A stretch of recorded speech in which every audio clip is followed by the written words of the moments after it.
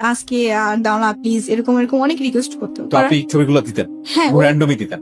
ভাইয়া, আমার নানার বাড়ি হচ্ছে কুমিল্লাতে, তো দেবিদ্বার।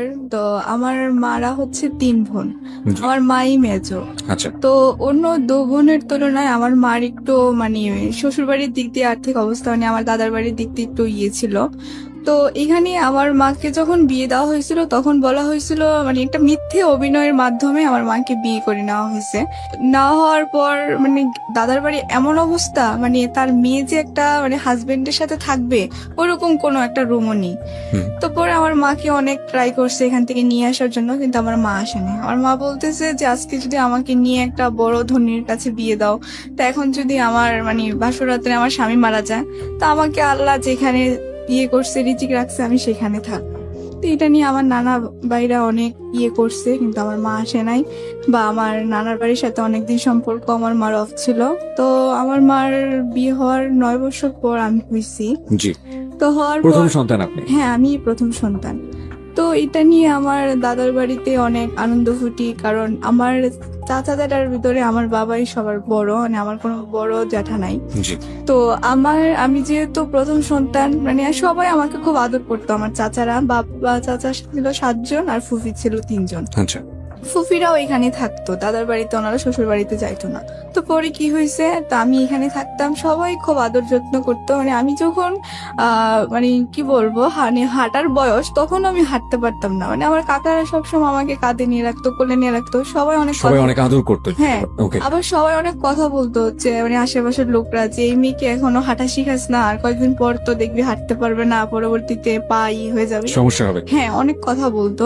তো কথা বলার পর এগুলো আমার চাচারা বিশ্বাস করতো না। তো এক পর্যায়ে মানে আমার বাবা আগে আপনার ওই যে ঢাকা কারণ বাজারে সিএ ভবন আছে না, ওইখানে চাকরি করতো। জি। তো আমার বাবা এক কারণে রাজনীতি করার মানে জন্য চাকরিটা ছেড়ে দেয়। তো ছেড়ে দেওয়ার পরে রাজনীতি করার জন্য ছেড়ে দেয় নাকি রাজনীতি করার জন্য চলে যায়, কোনটা? মানে রাজনীতি করার জন্য চাকরিটা ছেড়ে দেয়। বাবা নিজেই ছেড়ে দেয়? হ্যাঁ, নিজ ইচ্ছে আচ্ছা। পাবে। তো এখন দ্বিতীয় কথা হচ্ছে তার কারণে চাকরিটা ছেড়ে দেয়। তো এটা নিয়ে আমার নানার বাড়িতে অনেক কিছু মানে হয় আর কি, মানে কথাবার্তা আছে এখন সংসার চলবে কি দিয়ে। তো এটা নিয়ে আমার মার সাথে একটু দ্বন্দ্ব হওয়াতে, তো আমি আমার বেশিরভাগ নানার বাড়িতে থাকতাম। তো কি করতো, আমার মার কাছ থেকে মানে আমার মা যখন আমাকে নিয়ে চলে যায়, তখন আমার মা থেকে আমার বাবা গিয়ে একদিন আমাকে নিয়ে আসে। এক পর্যায়ে মানে আমার মার একটা চাকরি হয়, চাকরি হওয়ার পরে আমার মা খুব বিজি হয়ে যায়। বিজি হওয়ার পর আমি যে তার একটা সন্তান, সে যে মানে একটা কোনো দায়িত্ব বা মানে আমার পিছনে যে তার একটা সময় দেওয়া, সেটা দিতে পারতেছে না। এক পর্যায়ে একা হয়ে যায়। মানে আমার নানু বাড়িতে যতদিন থাকি এতদিন ভালো লাগে, কিন্তু এখানে আসলে আমার আর ভালো লাগে না। তো ভাইয়া তারপর আস্তে আস্তে স্কুলে ভর্তি হই আমি। ভর্তি হওয়ার পর মানে যখন দেখতাম যে সব বাচ্চারা মারাই ওদেরকে নিয়ে স্কুলে যেত বা নিয়ে বসে থাকতো বা অনেক কথা বলতো, আজকে বলতো যে জানিস আমার মা আজকে আমাকে টিফিনে এটা দিয়েছে ওটা দিয়েছে, কিন্তু ভাইয়া মানে আমি কখনো বলতে পারতাম না যে আমার মা আমাকে আজকে এটা বানিয়ে দিয়েছে বা আমার মা আজকে এটা করেছে বা আমি মার সাথে এটা বলছি, মানে এগুলো বলতে পারতাম না আগে। ওকে। পরে এক পর্যায়ে আমার মা আমাদের এলাকাতে নির্বাচনে মানে এলাকাতে মহিলা মেম্বার হিসাবে মানে রাজনীতি করে। তো আমার মা বিপুল ভোটে জয়ী হয়। তারপরেও আমার মা মানে খুবই এলাকাতে নামডাক, আমার বাবারও খুবই। তো আস্তে আস্তে আমার মার চাকরির নেশাটা আরো বেড়ে যায়। তো নানার বাড়িতে থাকলাম, আস্তে আস্তে থাকতেছি, মামারাও খুব আদর যত্ন করতো, চাহিদা কোনোটাই কম রাখতো না। পরবর্তীতে মামার আস্তে আস্তে বিয়ে করে। আচ্ছা। বিয়ে করার পর ভাইয়া মানে মামার আগে যেমন ছিল তার থেকে একটু চেঞ্জ হয়ে গেছে, এটা স্বাভাবিক হয়ে যাবে। কিন্তু মানে আস্তে আস্তে এমন হয়ে যাচ্ছে মনে হচ্ছে যেন আমি তাদের বাসার কোনো একটা কাজের মেয়ে আর তারা হচ্ছে জমিদার, মানে এরকম হয়ে যাচ্ছে। মানে আমার মামি ধরেন সকালবেলা যে মামারা কখনো মাটিতে রাখতো না, হ্যাঁ সেই মামারা এখন সিচুয়েশনালি সেই ভাগ্নিকে কাজের মেয়ে বানিয়ে ফেলেছে। হ্যাঁ হ্যাঁ ওকে। মানে সকালবেলা ঘুম থেকে ওঠার পর আমি যখন স্কুলে যেতাম তখন আমার মামা নিয়ে আমাকে বলতো যে তুমি স্কুলে যাওয়ার আগে আমাকে চা দিয়ে যাবা। তখন বড়জন বিয়ে করছে। তা আমি কি করতাম, কিছু বলতাম না, আমি চা দিয়ে যেতাম, বা উনি বলতো আমার কাপড়গুলো ধুয়ে দাও, ধুয়ে যেতাম, মানে মানে ও যা বলতো আমি তাই করতাম। কারণ আমি এখন কি বলবো, কারণ আমার নানা একজন খুব অসুস্থ হয়ে পড়ছে বাসায়। তো অসুস্থ হওয়ার পর এখন তো নানার কথা তো আর কিছু শুনবে না, মামাদের হাতে এই সংসার। তো যাক, ভালোই আমি ওনাদের কথা মতো চলতাম। মাঝে সাঝে এমন কিছু ব্যবহার করতো মানে যা সহ্য করার মতো না। তো আমি মাঝে সাঝে নীরবে, মানে আমার একটা ছোটবেলা থেকে মানে ইয়ে ছিল যে মানে আমি কখনো প্রকাশ্যে কারোর কাছে কান্না করতাম না, মানে সবসময় গোপনে কান্না করতাম। তো শুয়ে শুয়ে যখন কান্না করতাম বা মানে মাঝে সাঝে মা আসলে প্রশ্ন করতাম যে আমি তোমার সাথে থাকবো বা তোমার সাথে যাব, কিন্তু আমাকে কখনো মানে নিয়ে যেত না বা বলতো না যে মানে আমি আমার জন্মের, আমার মনে আছে যে 8 বছর পর আমি আমার নিজ এলাকাতে যাই। আর আমি যখন আমার মায়ের সাথে কোথাও যাই তখন সবাই প্রশ্ন করে যেটা কে, তখন আমার মা আনসার দেয় যে এটা আমার বোনের মেয়ে। হোয়াট? আমার মা মানে আমার এলাকাতে জানে না যে আমার মায়ের একটা মেয়ে আছে। তো বোনের মেয়ে বলতে হবে কেন? মানে তার মেয়ে বললে সবাই প্রশ্ন করে যে আপনার এত বড় মেয়ে, আমরা তো আগে জানলাম না, কি ম্যাডাম আপনার এত বড় মেয়ে আছে, কই আপনি তো আগে বলেন নাই। এটা মানে কি এটা কি আমার মার এটা সাথে কি আপনার সঙ্গেই ঘটতো, র্যান্ডমলি আপনার সামনেই এটা ঘটতো? হ্যাঁ, আমার স্বামী। পরে আমার মা মানে ওনার সাথে দাঁড়ালে মানে বোঝা যায় না যে আমার মায়ের বয়সটা তেমন একটা বোঝা যায় না। তো এখন যদি আমি দাঁড়াই যে এত বড় মেয়ে আছে তারপরে তো তেমন কেমন না, তার জন্য আমার মা এখনো পর্যন্ত আমি যদি কোথাও যাই আমার মা প্রকাশ করে যে এটা আমার বোনের মেয়ে, বা আমাকে কোথাও নিয়ে যেতে চায় না। খুবই খুবই দুঃখজনক। আমি জানি না যে এটা আসলে কোন ধরনের মানসিকতার পরিচয়, বাট এটা খুব দুঃখজনক। এটা নাথিং টু সে, কারণ মাকে জাজ করার কোনো রাইটসই আমার নাই, বাট সন্তানের জায়গা থেকে শুধু বলতে পারি আমার মা যদি এটা করতো তাহলে আমি আমি কোনোভাবেই মেনে নিতে পারতাম না। সো সেই জায়গা থেকে বলবো যে এটা খুবই দুঃখজনক। ওকে, বলুন তারপর। তো এক পর্যায়ে কি করছে, আমার 5-এর পিএসসি পরীক্ষা হয়, তা আমি মাকে বলি যে মা আমার তো একজন টিচার দরকার, বাট সামনে একটা পিএসসি পরীক্ষা বা একটা গাইডলাইনের দরকার। তো তুমি একটু আমাকে যদি একটু নজর দিতে তাহলে মনে হয় আমার একটু ভালো হতো। তখন আমার মার আনসারটা এই ছিল যে তোমার লেখাপড়া তুমি করবে, তাতে তো আমার কোনো কিছু নেই। তো আমি ওদিন অনেক আমি বুঝিনি, মানে 9 বছর পরে আপনি আপনার মায়ের প্রথম সন্তান, তারপরও আপনার সঙ্গে এই ধরনের আচরণের প্রশ্নটা কি? মানে কোন রকম কি ক্ষোভ ছিল? এবং আমি যতদূর জানি যে আপনার মার কাছে বড় হওয়ার কথা, কিন্তু সেটা আপনি বড় না হয়ে আপনি বড় হয়েছেন আপনার নানুর কাছে, জি, মানে আপনার মায়ের মার কাছে। মানে আমার মার হচ্ছে কি মানে যখনই আমার মা সংসারে ছিল তখনই আমার মা ভালো ছিল, আমি দেখতাম। কিন্তু আমার মা যখনই বাহিরের জগতে চলে গেছে, মানে চাকরির জগতে বা পলিটিশিয়ান মানে জগতে চলে গেছে, তখনই আমার মা একটা আপনার অন্যরকম। বাবা এবং মা কি একই দলের পলিটিক্স করতো? জি, একই করে, কিন্তু আমার বাবা মার ভিতরে ম্যাক্সিমামই দেখা যায় যে দুজনের মধ্যে খুব অশান্তি চল, Okay. মানে তাদের ভিতরে স্বামী স্ত্রীর কোনো একটা যে ভালোবাসা ওটা খুবই কম থাকে। এবং একটা সন্তানের জন্য কত বড় পীড়াদায়ক, একটা সন্তানের মানসিক বিকাশের জন্য এটা কতটা কষ্টকর, এটা যে সন্তান সেই খুব ভালো করে বলতে পারবে। একটা বাবা মার ঝগড়া বা বাবা মার মনোমালিন্য ওই সন্তানের উপর কতটা ভয়াবহ ইফেক্ট ফেলে আপনি চিন্তাও করতে পারবেন না। বলুন। তো তার- মা বলে যে হ্যাঁ তোমার পড়া তুমি করে নাও। হ্যাঁ, তো এক পর্যায়ে দেখা গেছে আমার পিএসসি পরীক্ষা আসে, তখন আমি আমার মাকে বলি যে মা আমার তো ফাইনাল পরীক্ষা, আমাকে একটু সেন্টারে নিয়ে যাবা, বা আমার তো জাস্ট বেশি দিন না কয়েকদিন পরীক্ষা, তুমি আবার চলে যাও। তো পরে আমার মা বলে কি তোমার পরীক্ষা দিতে যাও, মায়ের দোয়া আছে সবসময়, আমি খুব বিজি। মানে ভাইয়া এখনো যে আমি আমার মাকে ফোন দেই, আমি যে একজন মানে কি বলতাম ঢাকায় থাকি একটা মেয়ে, আমার মাকে সে তো আমার খোঁজ খবর রাখা দরকার। এবং আমি যত জানি যে আপনাকে অ্যাপ্রন পড়া আমি দেখতে পাচ্ছি। So you are going to be doctor soon. জি, আমি একজন মেডিকেল স্টুডেন্ট। সো আপনি ডাক্তার হতে যাচ্ছেন খুব শীঘ্রই। জি এই অবস্থায়ও মা বলে না, যে আমার মা আমাকে 2-3 দিন একবার ফোন, মানে আমি নিজে স্বেচ্ছায় দিলে, মানে আমি ধরেন দিলে তারপর সে কথা বলে, এবং এমনও 2-3 দিন এমনও সপ্তাহ চলে যায় মানে তার সাথে আমি ভালোভাবে কথা বলতে পারি না, সে খুব বিজি মানুষ। মানে এটা কি আমি যে আপনাদের একটা আপনার ক্ষেত্রেই হয় নাকি আপনার যে বাকি যে ভাই বোন গুলো আছে তাদের ক্ষেত্রেও একই রকম? মানে ধরেন আমার ক্ষেত্রেও হয় বা আমার সব ভাই বোনদের ক্ষেত্রে, মানে আমার মায়ের কাছে সন্তান মানে কিছুই না। Very unlucky. যাই হোক, হ্যাঁ বলেন তারপর। তো তারপর সমাপনী পরীক্ষা মামাদের সাথে নিয়ে যেত মামারা বা দিতাম, তখন ভালো রেজাল্ট হয়, তখন আমি 5-এ বৃত্তি পাই, কারণ বলে বৃত্তি পাই। তো দেওয়ার পরে আমার 6 থেকে তো ধরেন পড়াশোনা, মানে আমাদের এলাকাতে এরকম ছিল যে মানে পড়ালেখা করলে মানে ধরেন যদি বৃত্তি পাইলে তার পড়ার খরচটা ফ্রি হয়ে যায়। জি। তো পরে জাস্ট শুধু পরীক্ষার ফিটা। তা আমি পড়াশোনা করতেছি। তা আমি যখন ক্লাস 7-এ পড়ি তখন আমার ফ্রেন্ডরা দেখতাম মানে অনেকে ফোন ইউজ করতো। তো ফোন ইউজ করার ক্ষেত্রে তখন কি করতো, তা আমি বলতাম যে কি ক্লাস 7-এ পড়োস, মোবাইল ইউজ করোস কেন, মানে এটা কি। তখন ওদেরকে দেখতাম বা অনেকে ফেসবুকও ইউজ করতো বা নতুন নতুন। তখন আমি বলতাম যে এটা কি, মানে এটা তো কি জিনিস, এটা আমি তো বুঝতাম না। তারপরে ওরা আমার বলতো যে এটা ফেসবুক, এটার মাধ্যমে এরকম চ্যাটিং করে বা এরকম এই সেই। পরে ওরা আমাকে বুঝাতো, আমি এগুলা তো ইয়ে করতাম না। তো পরবর্তী আমার ছোটবেলা থেকে একটা ইয়ে ছিল যে আমি বই পড়তে খুব ভালোবাসতাম। ওকে তা আমি একটু সময় পাইলে ধরেন আমাদের লাইব্রেরি ছিল, তখন ওইখানে গিয়ে আমি মানে একটু বেশিরভাগ রবীন্দ্রনাথের বই পড়তে খুব ভালোবাসতাম। ওকে তো পরে এক পর্যায়ে দেখা গেছে আমার একদিন ফ্রেন্ড সার্কেলরা মিলে আমাকে বলতেছে যে তুই তো আমাদের সাথে মানে কোনো রোমান্টিকতা না। তাই বলতেছি কেন? পরে বলতেছে যে না, তুই কেমন যেন একটা মুডি টাইপের, আমাদের সাথে মিশোস না, এই না সেই না, অনেক কিছু বলে আমাকে অনেক রাগায়। তো আমি তেমন একটা কিছু করি না।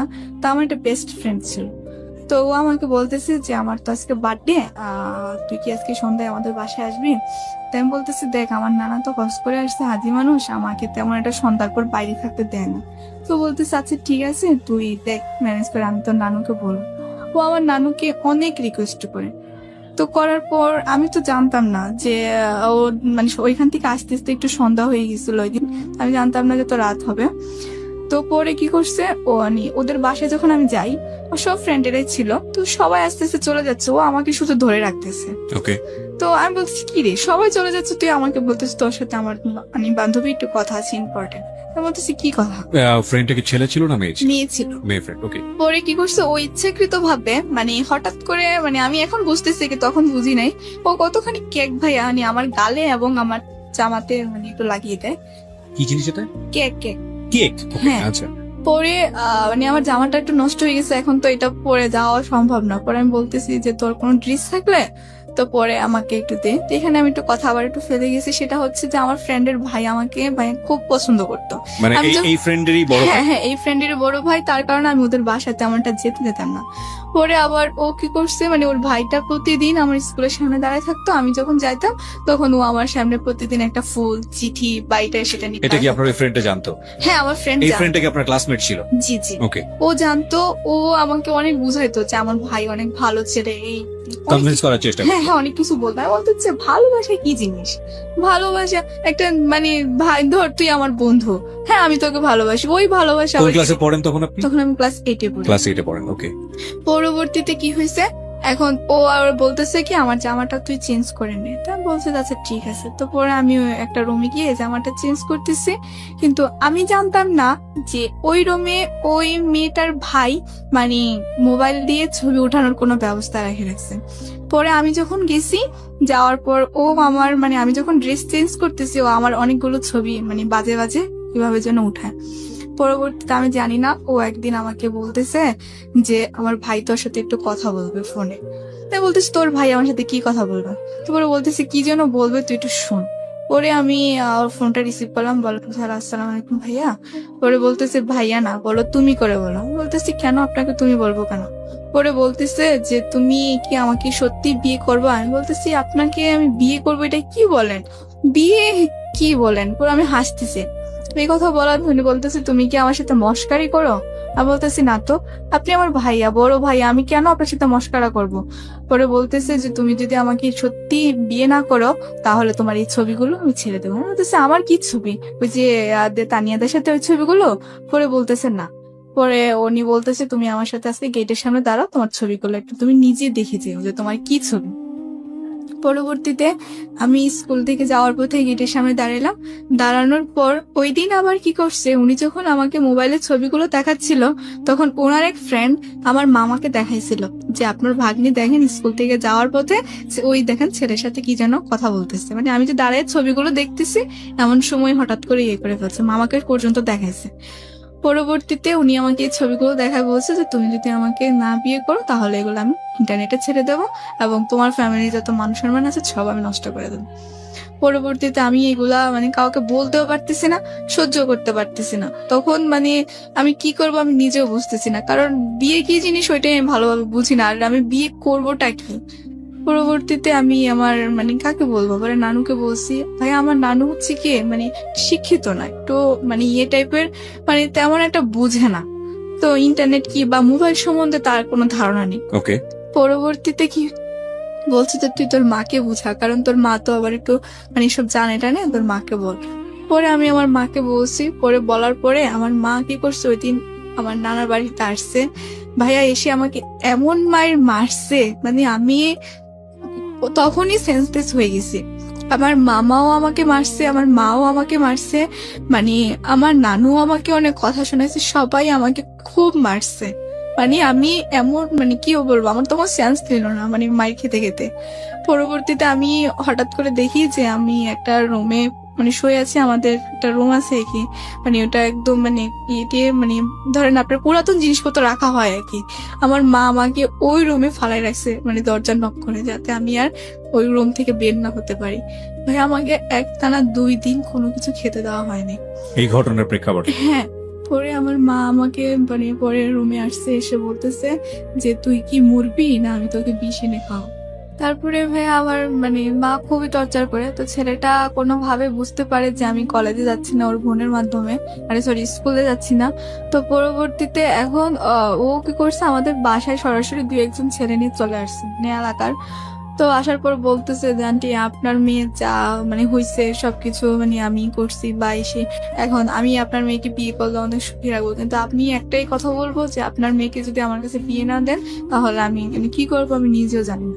ভাইয়া ওই ছেলেটা ছিল 1 নম্বরে, মানে ও যদি ভালো ছেলেও হতো, মানে ধরেন গরিবের সন্তান হলেও আমার মা তেমন কিছু বলতো না, কারণ আমার মা একটা জিনিস মানে একটু মানে আমার ফ্যামিলির দিক দিয়ে সবাই একটু বিশ্বাস করে যে ধনী গরিব তো আল্লাহরই সৃষ্টি, তো এখন ওইটা মানে বিভেদ করে না তারা। তো এখন কি করছে, ও মানে এমন একটা ছেলে ছিল যে মানে আমাদের এলাকাতে 2-3টা মার্ডার করছে। খুবই ডেসপারেট। হ্যাঁ খুবই।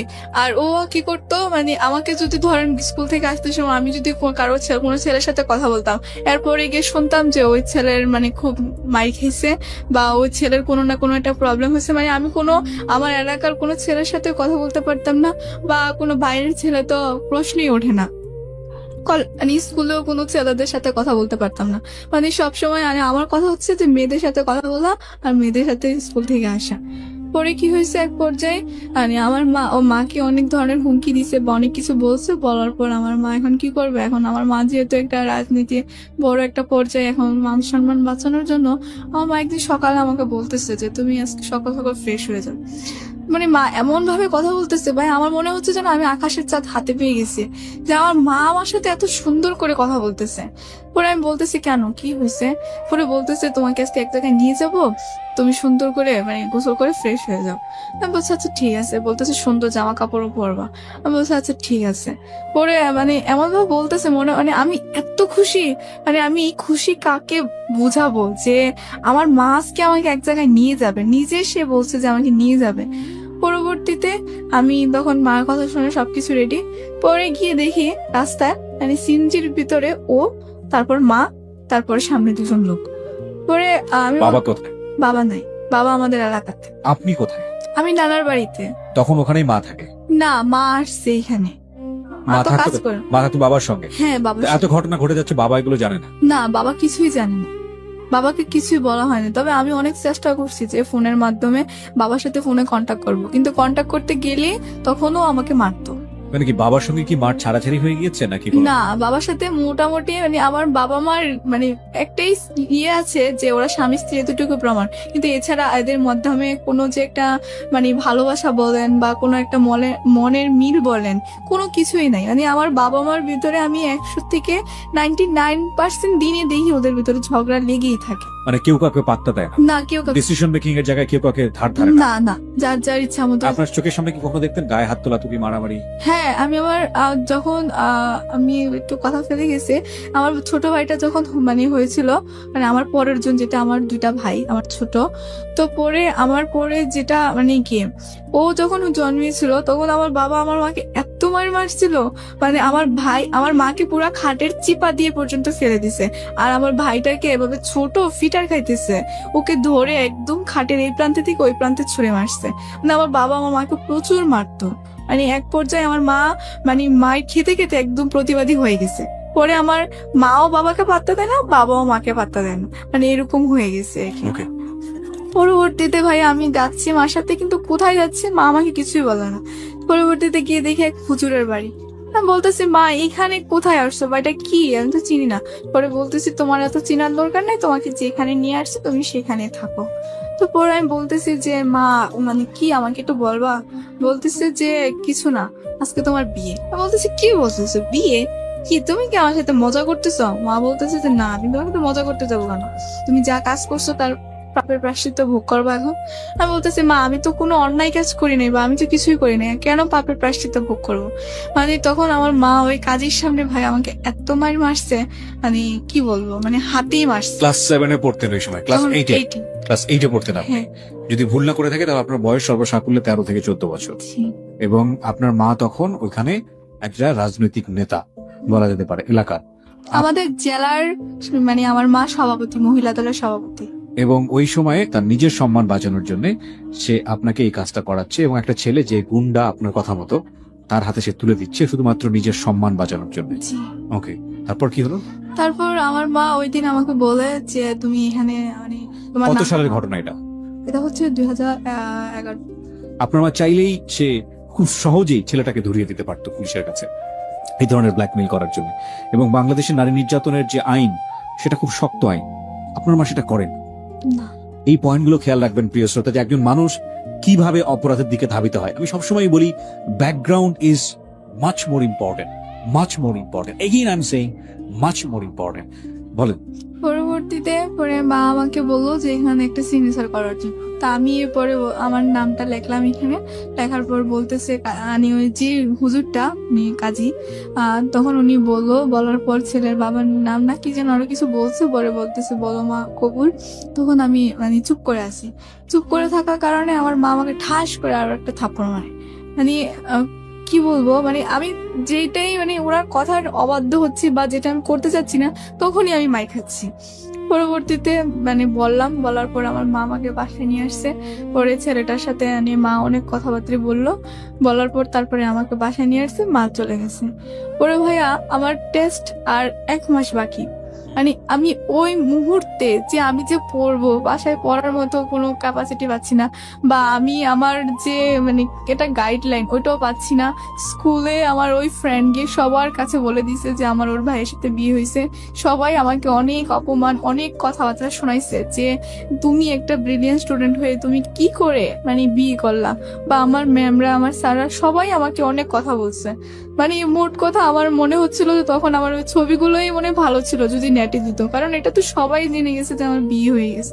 বলতেছে যে বিয়েটা কি তুমি এত তাড়াতাড়ি করে ফেললা, আর মানে তুমি একটু এসএসসি পাস করতা। সবাই স্যাররা আমাকে এই কথা বলতেছে।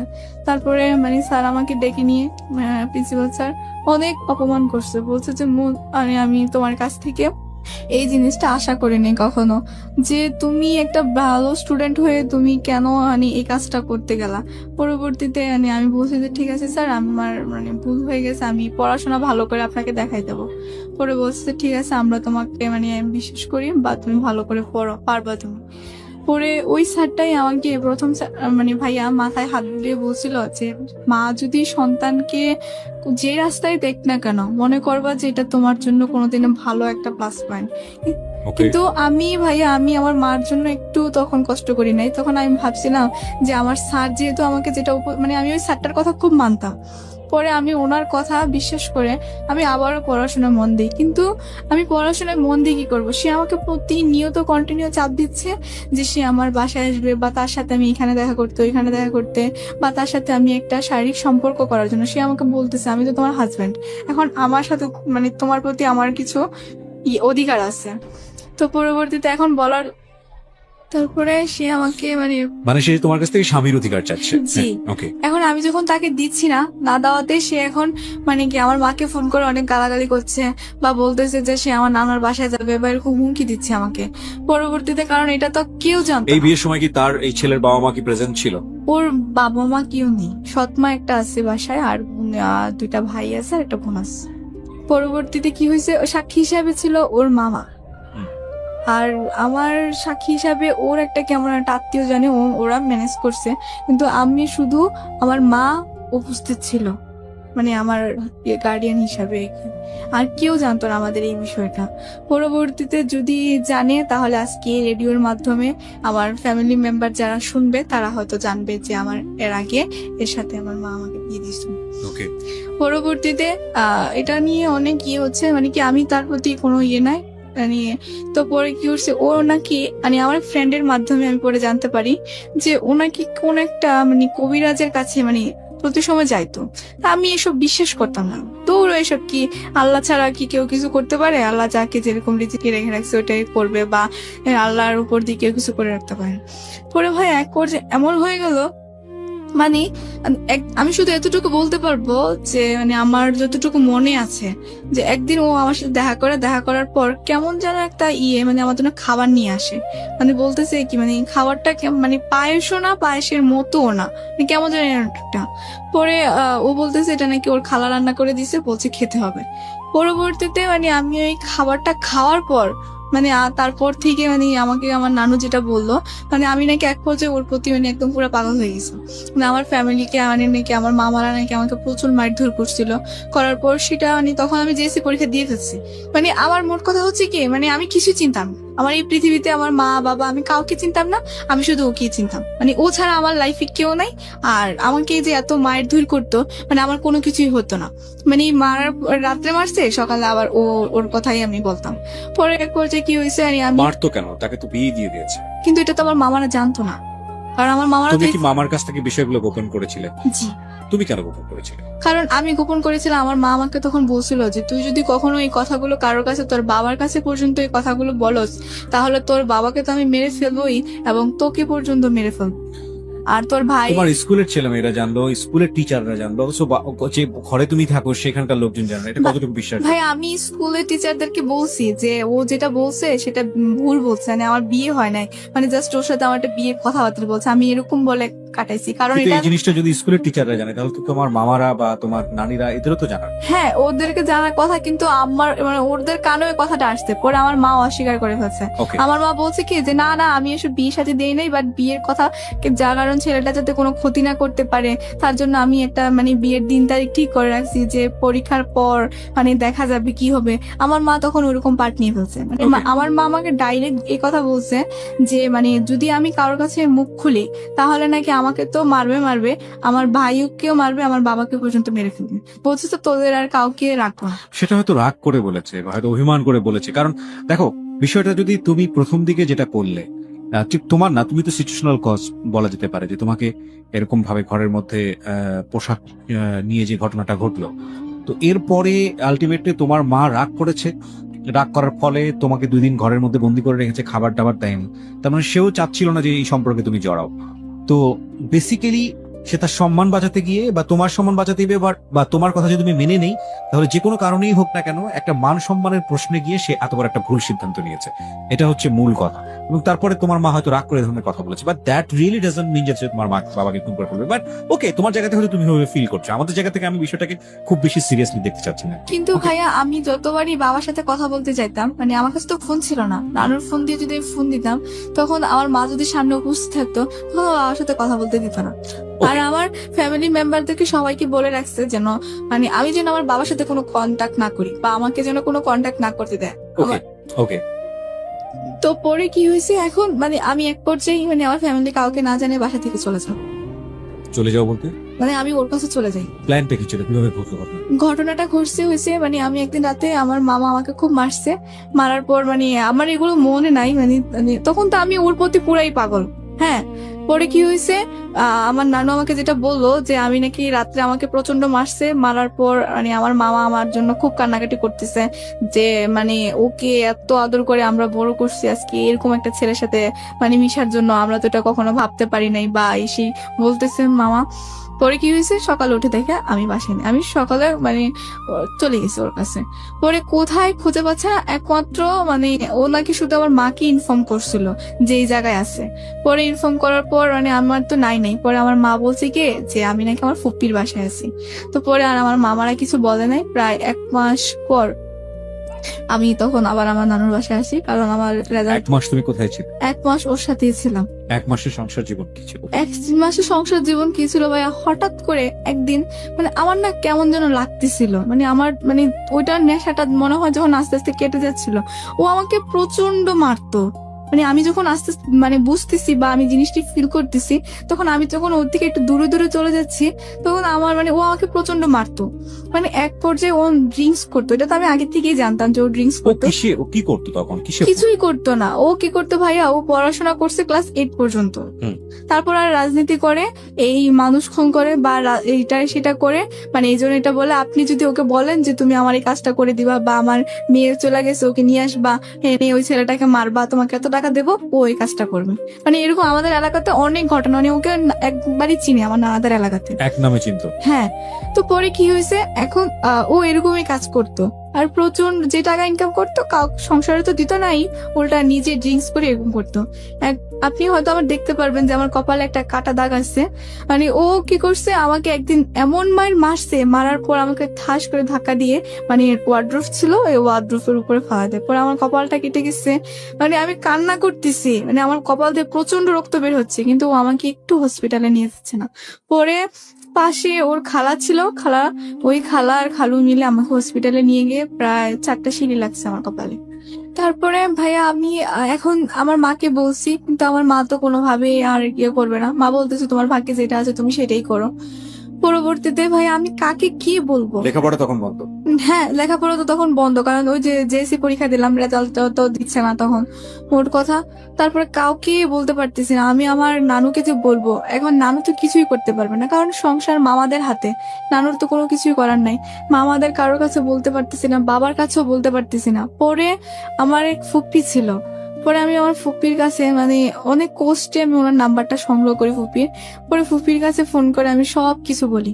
পরে ফুপ্পি সবকিছু জানতো, জানার পর মানে পরে বলছে কি যে ঠিক আছে, তুই তো এটা ভুল করে ফেলছিস, বাচ্চা মানুষ, তুই আমার কাছে আয়, আমি তোকে মানে সবকিছু বুঝাবো বা ইয়ে করবো। পরে আমি আমার মামাদের ওইখানে তো আর যাওয়া হয় না, মানে সবাই মামা বলছে যে মানে আম্মু ফোন করে মামাদেরকে বলছে যে আমি আমার মেয়েকে নিয়ে গেছি আর ওইখানে কোনো কিছু হবে না। পরবর্তীতে কি করছে, আমার ফুপ্পির বাসায় নিয়ে আসছে।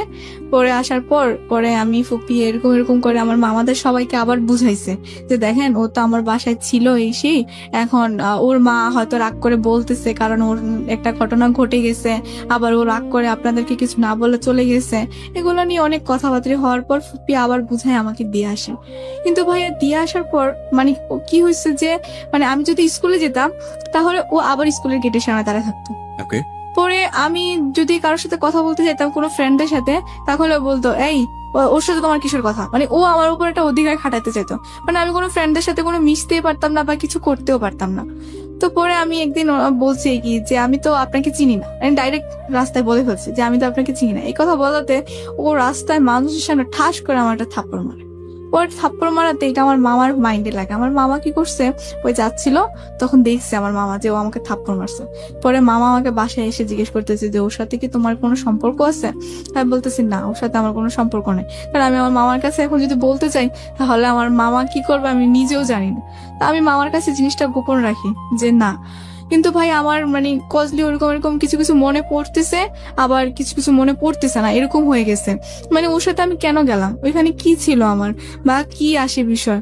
পরে মানে আমার এরকম মনে পড়ছে, আবার একবার ভাবতেছি মা তো আমাকে বিয়ে দিচ্ছে, কিন্তু আমি ওর সাথে কেমন গেলাম বা কিভাবে ছিলাম আমার কিছুই মনে ছিল না। আর ওর একটা প্লাস পয়েন্ট ছিল কি, ও যখন মানে আমি যখন ওর সাথে ছিলাম তখন ও আমার কতগুলো মানে ছবি উঠায় রাখছিল। তো ও আমাকে বারবার বলতো যেগুলো আমি নেটে ছেড়ে দেবো, তুমি যদি আমার সাথে সংসার না করো এগুলো আমি ইন্টারনেটে ছেড়ে দেবো। তারপরে ভাইয়া সে আমাকে মানে বলতো অনেক কথা। তো বলার পরে আমার মানে ফ্রেন্ডেরা মানে আমি এক ফ্রেন্ডের সাথে শেয়ার করছিলাম আর কি। তো পরে বলতেছে যে দেখ তোর তো মানে এগুলো আর কি করবি, যা হওয়ার হয়ে গেছে। এখন যেহেতু তুই মানে তোদের বিয়ে হয়ে গেছে, তুই ছেলেটাকে মেনে নে তোর হাজবেন্ড হিসাবে। তা বলতেছে আমি তোকে মেনে নিতে পারতেছি না, আমি ওকে কিভাবে মেনে নেবো? পরে ও বলতেছে ঠিক আছে তুই দেখ ছেলেটা একটা মানুষ, ছবিতে দেখোস না যে খারাপ কিভাবে মস্তান থাকে, নায়ক পরে নায়িকার প্রেমে পড়ে ভালো হয়ে যায়, দেখবি ও আস্তে আস্তে মানে তোকে যদি এতই ভালোবাসে আস্তে আস্তে ও ভালো হয়ে যাবে, একটু ভালোবাসা দিয়ে হয়ে যাবে। তো পরে আমি ওর কথা শুনে তাই আমি ভাবলাম যে হয়তো সত্যি এরকম হবে। তো হওয়ার পর মানে আমি ওর কথা রাজি হলাম। তো আমি ওকে বললাম যে ঠিক আছে তুমি যদি আমি তোমার সাথে সংসার করব সবকিছু করব, কিন্তু আমার শর্ত হচ্ছে একটা, যে তুমি স্মোক করতে পারবে না আর কোনো ধরনের অন্যায় কাজ করতে পারবে না, তুমি যদি কষ্ট করে রিক্সাও চালাও তাতে আমি খুশি। ওই তো- সময়টাতে কি হচ্ছিল, মানে ফ্যামিলি মেম্বাররা কি জানতো যে তুমি ওর সঙ্গে সংসার করছো বা ওখান থেকে তুমি চলে এসছো এরকম কোনো কিছু? না না না, ফ্যামিলি মেম্বাররা মানে আমার মামারা কিন্তু জানতো না, মানে এখনো পর্যন্ত আমার মামারা জানে না। আমি মানে যতবার ওই সময়টা থেকে আপনি ওর সঙ্গে থাকছেন, মানে নাকি আলাদা ভাবে আছেন? আলাদা ভাবে আছি, কিন্তু কোথায় আছেন আপনি? আমি আমার নানুর বাসায় আছি, মানে কিন্তু প্রথমবার তো ওর- নিয়ে গেল, তারপরে আবার ওখান থেকে চলে আসলেন বিকজ অফ অত্যাচার করতো সে কারণে, হ্যাঁ হ্যাঁ এরপরে আবার সে কনভিন্স করার চেষ্টা করছে। হ্যাঁ হ্যাঁ ওকে, তো এই 1 মাস থেকে আপনি যখন বাড়িতে ফিরলেন, লোকজন আপনাকে জিজ্ঞেস করলো না যে আপনি কোথায় ছিলেন? মামা, ওই যে আমার মা বললো যে আমার ফুপ্পির বাসায়, ফুপ্পিন আবার বললো যে ও আমার বাসায় ছিল। সামহাও এটাকে মানে যে কোনো ভাবে ওকে ধামাচাপা দিয়েছে। হ্যাঁ হ্যাঁ ধামাচাপা দিয়েছে। তারপরে যখন মানে ওর প্রতি মানে আমি এটা কেমন যেন একটু মানে দুর্বল হতে শুরু করলাম। তো তারপরে আমি ওর জন্য বাসা থেকে চলে যাই। পরে চলে যাওয়ার পরে বাসা থেকে চলে যাওয়া বলতে মানে ওর সাথে চলে যাই। ওর এক কোথায় থাকতেন ওই সময়? নানুর বাসায় থাকতাম, নানুর বাসা ছাড়া তো না না আমার না, ওর সাথে কি কোথায় থাকতেন? ওর সাথে থাকতাম, ওর কোনো কাজিনের বাসায় বা ওর কোনো ফ্রেন্ডের বাসায়, এরকম করে মানে থাকতাম। ও আমাকে বলতো যে হ্যাঁ ও বাসা করে নিবে বা এরকম করবে, এরকম করে বলতে বলতে মানে আমাকে নিয়ে যেত, বলতো যে কয়েকদিন আমার এইজনের বাসায় থাকো, তারপরে আস্তে আস্তে মানে আমরা একটা বাসা নিব, এই করবো সে করবো। তো ও এরকম করে আমাকে বলতো, পরে বলতো। তো তারপরে আমি গেলাম ওর এক কাজিনের বাসায় গেলাম প্রথমে। তো যাওয়াতে তারপরে মানে ওইখানে আছি কয়েকদিন, ভালো আছি। ও মানে আর আমার সামনে কোনো স্মোক করতে দেখতাম না বা ভালোই চলতেছিল। তো তারপরে আমি ভাবলাম যে হয়তো ও আস্তে আস্তে ভালো হয়ে যাচ্ছে। পরে ভালো হয়ে যাচ্ছে, একদিন মানে আমি দেখি কি ও মানে একটা মেয়ের সাথে কথা বলতেছে। আরেকটি বিরতির সময়। তো পরে ওকে দেখতেছি যে একটা কার সাথে মানে মেয়ে বয়ে যে কথা বলতেছে। ওকে, তো পরবর্তীতে আমি ওর কাছে গিয়ে দাঁড়িয়েছিলাম। তো পরে মানে ওর কথাবার্তা বুঝলাম যে ওর বোনের সাথেও কথা বলতেছে, মানে যে আমার ফ্রেন্ড ছিল। পরে ভাইয়া দেখলাম যে ওর বোন ওকে উপদেশ দিয়ে দিচ্ছে, মানে আমার সাথে কোথায় যাবে বা কি করবে না করবে। আর ওদের কথাবার্তা গুলো আমি আড়াল থেকে শুনতে পাই। আর ওদের মূলত মানে প্ল্যানই হচ্ছে যে মানে আমাকে বিয়ে করলে তো ও মানে আমার মার যা সম্পত্তি আছে মানে যেটাই আছে ওইটা মানে ও পাবে, ওকে ওর বোন ওই বুদ্ধিটা দিচ্ছে। পরে ও বলতেছে যে ওর মা তো অনেক রাগী বা এরকম টাইপের, বা উনি কি দিবে বা এরকম রাজি হবে। পরে মানে ও আমাকে নিয়ে মানে আমার উপর যত টর্চার করলে যেন আমার মাকে বলে, পরে আমার মা তো আমার প্রতি দুর্বল হয়ে যাবে। তারপর মানে ও এরকম কিছু বলতেছে বা ওকে বিদেশ পাঠানোর জন্য, যাতে আমার মাকে বলে টাকা পয়সা কিছু দেওয়ার জন্য। ওকে, তো এরকম কিছু বলতেছে। পরে বলার পরে আমি এগুলো আড়াল থেকে শুনতে পাই। তো পরে আমি ওকে জিজ্ঞেস করলাম যে তুমি কি আসলে সত্যি আমাকে ভালোবাসো না আমার মায়ের টাকাকে ভালোবাসো। পরে ও বলতেছে কেন হঠাৎ এই প্রশ্ন। আমি বলতেছি না সত্যি করে বলো, তোমার যদি টাকা প্রয়োজন লাগে তাহলে বলো, আর এরকম তো কোনো মানি হয় না। পরে ওই দিন ও আমাকে অনেক মারে, মানে ওদের বাসায়, ওর ওই কাজিনের বাসায় আমাকে অনেক মারে। ওকে, পরে মারার পর আমি কিছু বলি না, যেহেতু এবার আমি নিজের স্বেচ্ছায় চলে আসছি, এখন আর আমি কি বলবো, কাউকে বলার মতো তো কিছু নাই। জি, পরে আমি আবার আমার মাকে ফোন দিই। পরে ফোন দেওয়াতে আমার মা আমার সাথে অনেক একটু রাগারাগি করার পর এখন কি করব। পরে ও বলতেছে যে আপনার মেয়েকে এসে আপনি নিয়ে যান, এরকম মেয়ে আমার মানে লাগবে না।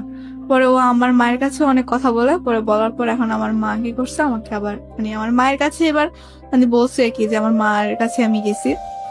তো যাওয়ার পরে আমার মা আবার আমার মামাদেরকে মানে হাতে পায়ে রিকোয়েস্ট করে এবার লাস্ট বারের মতো আমাকে দিয়ে আসে।